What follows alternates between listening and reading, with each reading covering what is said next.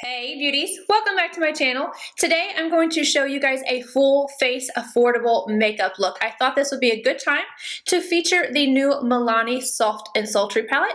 So if you want to see how I created this look, just keep watching. I don't have any primer on the perimeter of my face, but I do have this on my pores, and this is the L'Oreal Magic Perfecting Base. Now I'm going to go in with my foundation. I'm going to use the L'Oreal True Match Lumi. I don't have a shade that matches me perfectly, so I just mix these two. And I'm mixing W12 and W3. And then the Sonia Kashuk sponge.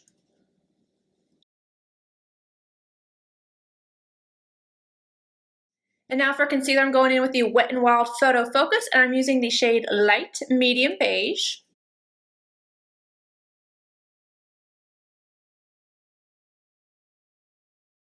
To set both my under eye and my face, I'm going in with the same powder, but two different colors. I'm using the Maybelline Fit Me. Underneath my eye, I'm going to use number 5 Fair. And then for my face, I'm going to use number 10 Fair Light. Delium 974 to apply the powder to my face and to my shirt. I don't know why I just called it a shirt. It's a dress. But to be fair, I have it rolled up totally like a shirt, and then I have pajama pants on. And out of bronze, I'm going to go in with my number 7 in Golden Sand, and then a Delium 959.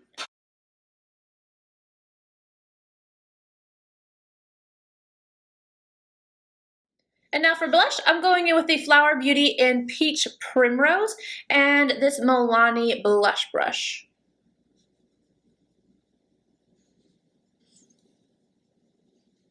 And I'm going to highlight with Flexitarian from Colourpop, and I'm using my Linda Hallberg 306.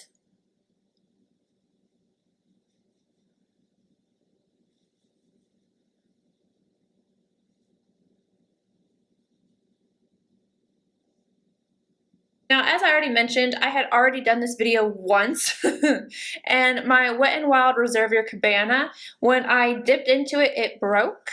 See it right there?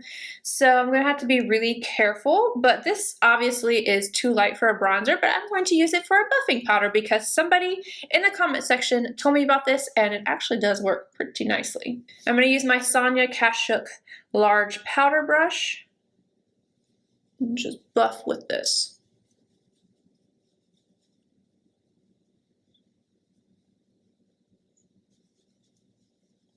Now I'm going to set my makeup with the setting spray that Charlotte Holdcroft got me. This is the Makeup Revolution Hyaluronic Fix. And now for eyes, I'm going to go in with the Milani Soft and Sultry Palette. So I'm going to go ahead and zoom you guys in. Delium 785 and Soft Touch. I'm going to build this up into the crease to use it as my transition shade.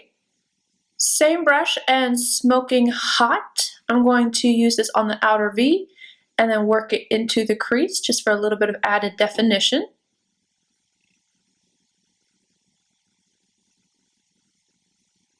I'm taking that same shade on a Delium 780 pencil brush. I'm just going to run this right along the lower lash line. Delium 776 and Foxy Lady. Again, kind of same motion, just adding a little bit more definition. Taking it into the crease and buffing it on this outer V. Same brush and Untamed, I'm just going to deepen up the outer V with this shade.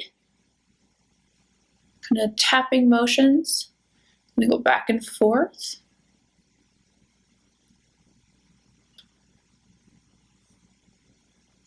Zoeva 234 and Diamonds and Pearls. I'm placing this right on the inner part of the lid and just tapping over the last shade we did.